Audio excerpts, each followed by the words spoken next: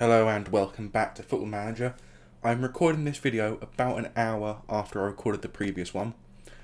We've got the game between Arsenal and Manchester United now in the FA Cup, and hopefully after this game we'll know one way or the other if we are in a Europa Conference League spot or not. Whilst I'm recording this video, the other video is actually in the process of being uploaded. This is actually happening on Tuesday. I'm recording all this stuff, but I'm getting it uploaded and scheduled for Thursday and Friday's videos, just to save me some time to be able to go through the transfer window in the 2-day gap. Simple as that, really. Nothing, I'm making sure I'm actually not behind as well, getting ahead of myself, because in, I believe, 2 weeks I have to take a small break from recording due to a slight mishap with, my sister won't be at work, so I won't be able to record anything, mainly the reason. But we're going to look at this game. We've got the perspective of the Manchester United body language because I can't really turn it off. And we're going to see who wins this game. If Manchester United win, obviously they would get qualification to the Europa League regardless. If Arsenal win, Manchester United get qualification to the Champions League regardless, because Arsenal finished in second and as a result have a Europa Conference League, a Champions League spot already under their belt.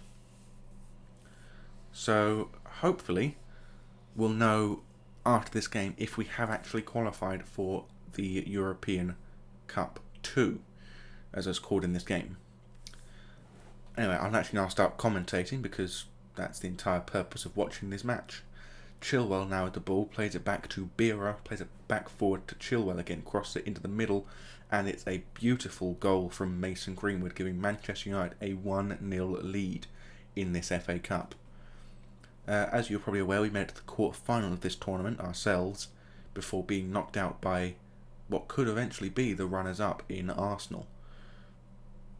But it was a very nice effort from Greenwood, getting it past the goalkeeper Areola, before finally running off to celebrate.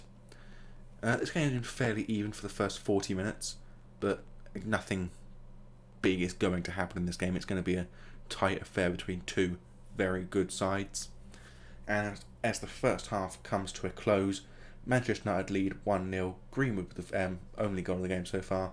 4 yellow cards, 1 for Manchester United and 3 for Arsenal, with Jose Vitor for Manchester United, Hector Bellerin, Edson Alvarez and Lucas Torreira for Arsenal. It appears that Arsenal are doing better in terms of analysis of the game, but they have not conceded many free kicks, Manchester United.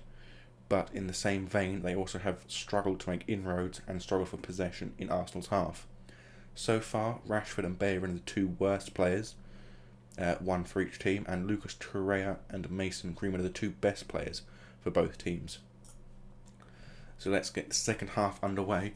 It's obviously going to be a short video because this is just going to be finding out whether or not we have European qualification.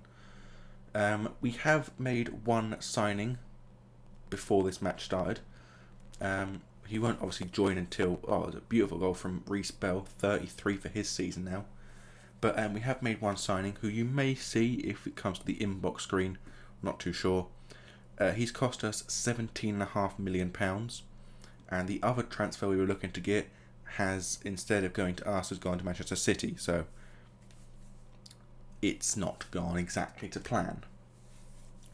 But he would have cost us over 100 million if we had tried to sign him now, because for some reason they put his asking price up from 35 to 105 million.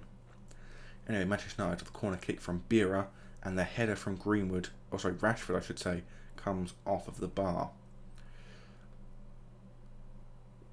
Kieran Tierney throws the ball into Dembele. Dembele now to Smith Rowe, crossing it in at the far post, finding Reece Bell, but it's a good save from David De Gea. And then Van Hoosden clears it very far into row Z.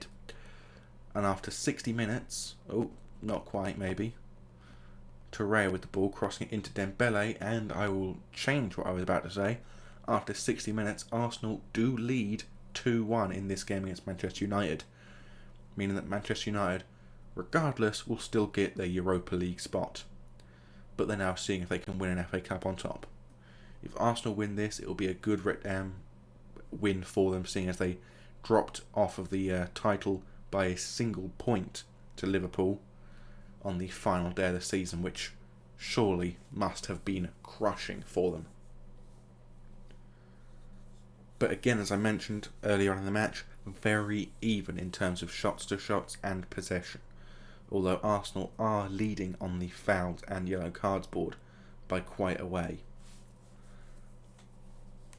Possession now completely equalled, as has the main shots taken, although on target shots still leading for Arsenal, but with just 10 minutes left to play now, Arsenal have another highlight. Alvarez plays it back all the way to Areola, who holds the ball and plays it forward only to find Mason Greenwood's head. However, Tierney plays it in the middle too. No idea.